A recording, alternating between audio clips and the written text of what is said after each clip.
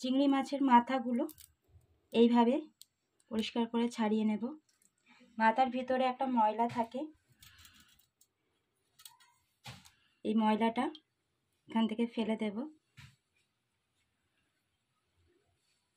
দেখুন, এটা চিংড়ি মাছের মাথার ময়লা। আর এই পাগুলো এবার একটু কেটে নেব।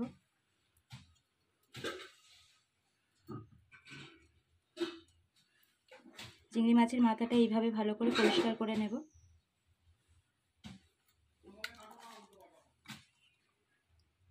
Welcome to soupy kitchen. আজকে বানাবো বর্ধমান কচুর পাতা দিয়ে চিংড়ি মাছ বাটা। চিংড়ি মাছের মাথাগুলো আমি সুন্দর করে ছাড়িয়ে নিয়েছি, সাথে চিংড়ি মাছ কয়েকটা ছোট ছোট করে কেটে নিয়েছি। চিংড়ি মাছটা আবার রেডি হয়ে গেছে। এবার বর্ধমান কচুর পাতাগুলো ছোট ছোট করে কেটে নেব। বর্ধমান কচুর পাতাগুলো ছোট ছোট করে কেটে নেব।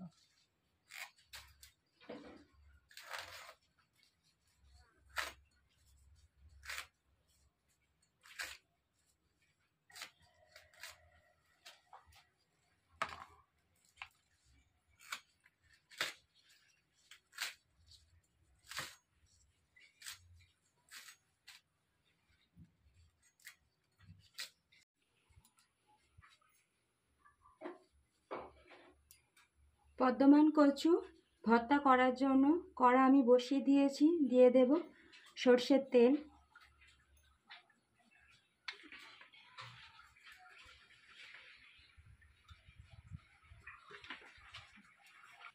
তেলটা ভালোভাবে গরম করে নিয়েছি। দিয়ে দেব কালো জিরে,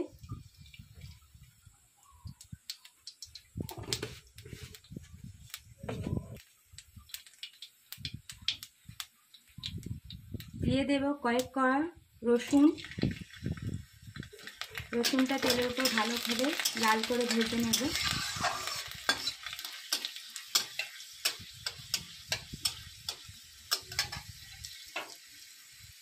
দিয়ে দেব গোটা কাঁচা লঙ্কা।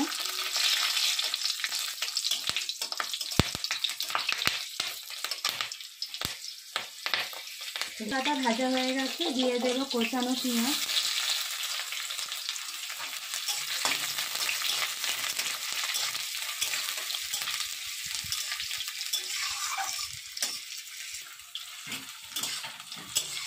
পেঁয়াজটা পুরোপুরি ভাজা প্রয়োজন নেই, একটু এইভাবে নেড়ে চেড়ে একটু নরম করে নিলেই হবে। এবার দিয়ে দেব চিংড়ি মাছের মাথাটা।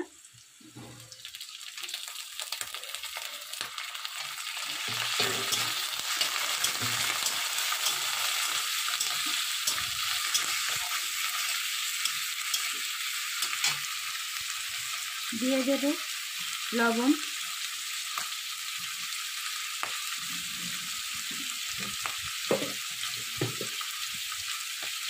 অল্প একটু হলুদ,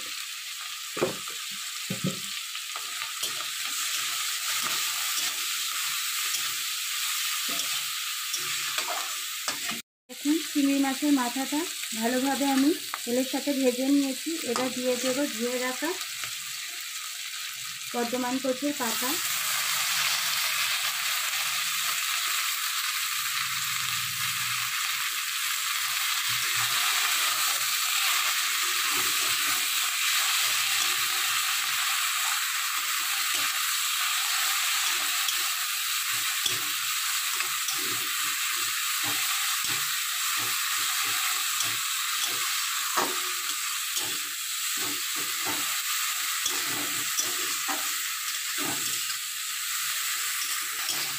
বর্ধমান কচুর পাতা আর চিংড়ি মাছ ভালোভাবে ভাজা হয়ে গেছে। এবার একটা বাটিতে তুলে একটু ঠান্ডা করে নেবে। ঠান্ডা করে নিয়ে শিল পাটাতে ভালোভাবে পিষে নেব।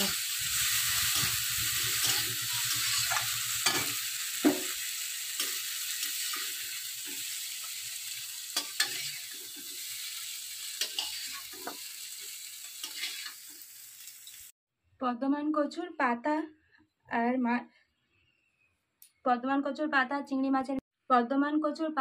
আর চিংড়ি মাছের মাথাটা আমি শিল পাটাতে নিয়ে নিয়েছি। এবার ভালোভাবে বেটে নেব।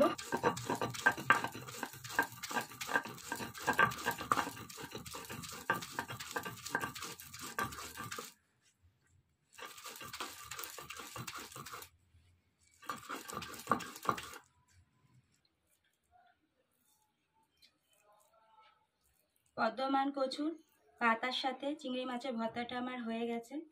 এই রেসিপিটা আপনাদের কেমন লাগলো? যদি ভালো লেগে থাকে অবশ্যই সুপি কিচেনকে লাইক, কমেন্ট, শেয়ার, সাবস্ক্রাইব করে সুপি কিচেনের পাশে থাকুন। এখানে আমার ভিডিওটা শেষ করছি।